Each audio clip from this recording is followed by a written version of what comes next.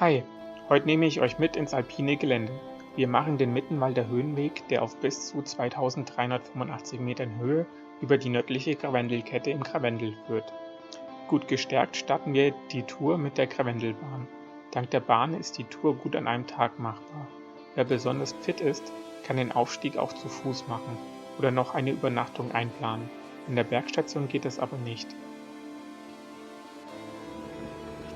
Ab jetzt geht es zu Fuß weiter. Von der Bergstation aus folgen wir dem Panoramaweg Richtung Südwesten.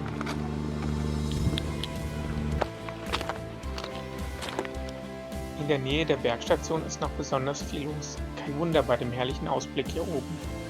Keine Sorge, auf dem Höhenweg wird später nicht mehr so viel los sein. Aber wo ist denn eigentlich der Einstieg? Wir brauchen eine kurze Orientierung. Natürlich ist der Weg zum Einstieg aber gut ausgeschildert und leicht zu finden. Wir machen den Höhenweg mit einer kompletten Klettersteigausrüstung. Dies würde ich auch jedem empfehlen. Wir rüsten uns also mit Gurt, Helm und Sonnencreme aus. So können wir uns in den interessanten Teil stürzen. Der Höhenweg ist allgemein nicht als technisch schwierig anzusehen. Schwindelfreiheit, Trittsicherheit, alpine Erfahrung sowie Klettersteigausrüstung sind dennoch Voraussetzungen.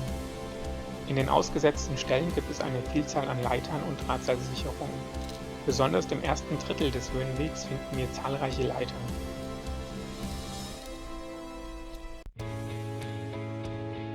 Oh, schaut mal, da drüben ist der nächste Aussichtspunkt. Die Tour hat hiervon später jedoch noch jede Menge zu bieten und ist daher eine echte Genusstour. Trotzdem, ein paar Fotos müssen hier schon sein. Nach dem Fotostopp geht es erstmal auf einem sehr schönen Weg abwärts, bevor wir dort drüben die nächste Leiter erreichen. Während wir die Leiter raufklettern, kann ich die Zeit nutzen und etwas über die Länge der Tour erzählen. Der Mittenwalder Höhenweg ist etwa 3 Kilometer lang. Für diese Länge braucht man ungefähr 2,5 Stunden.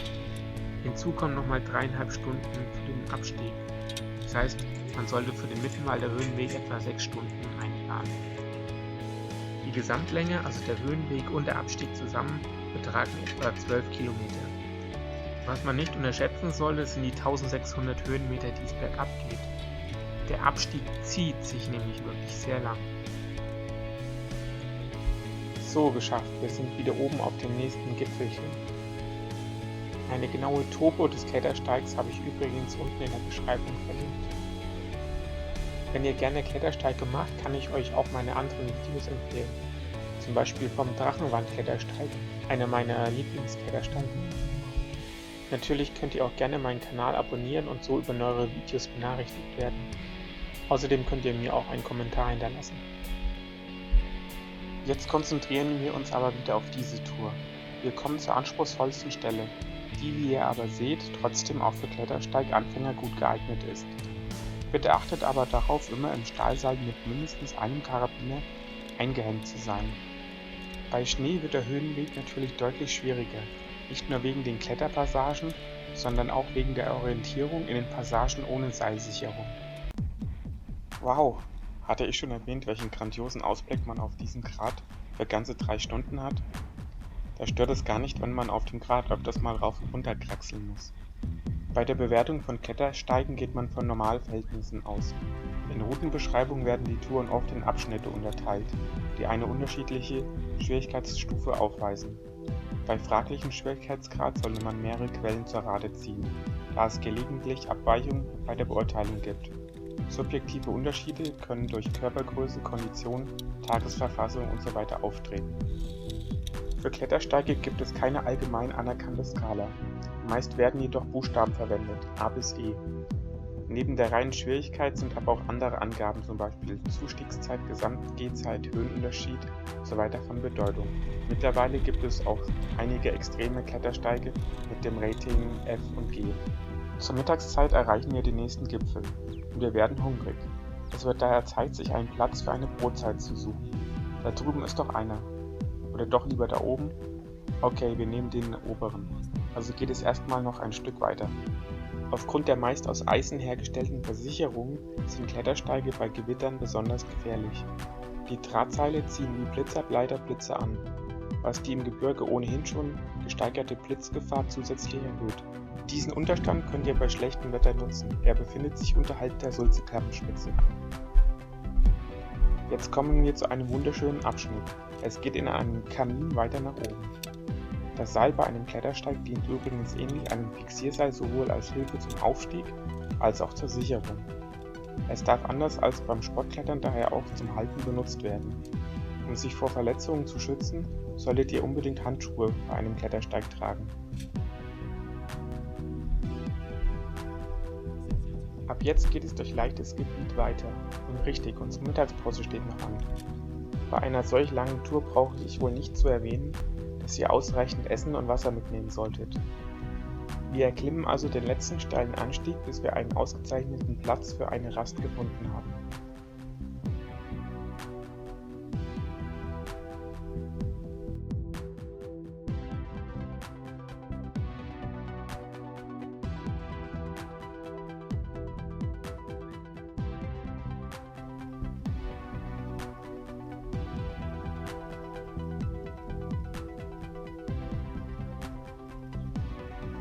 Oben angekommen genießen wir erst einmal die Aussicht und sind stolz auf uns selbst.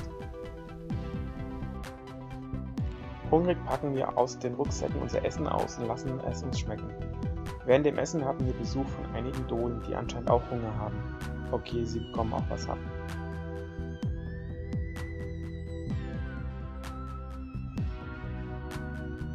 Der Abstieg führt uns durch einige schöne Kletterstellen und anschließend über Wiesen, bevor der eigentliche Abstieg ins Tal beginnt. Wie gesagt, es zieht sich dann alles in allem sehr und es geht doch ziemlich auf die Knie. Stöcke sind hier sehr von Vorteil. Alternativ kann die Route auch in Gegenrichtung begangen werden. Von der Bergstation dann entweder absteigen oder die Bahn zurück ins Tal nehmen. Auf etwa halber Strecke vom Abstieg liegt auf 1523 Meter die Brunnsteinhütte, in die wir natürlich für Kaffee und Kuchen einkehren. Auch übernachten kann man hier. Der Sonnenuntergang soll traumhaft von hier oben sein.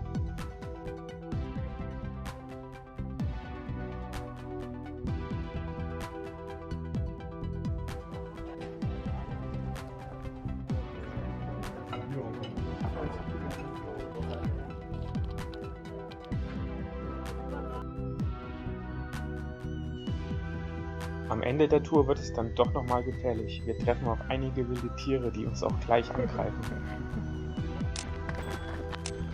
Solltet ihr noch Anmerkungen zu dem Video haben, schreibt es gerne in die Kommentare.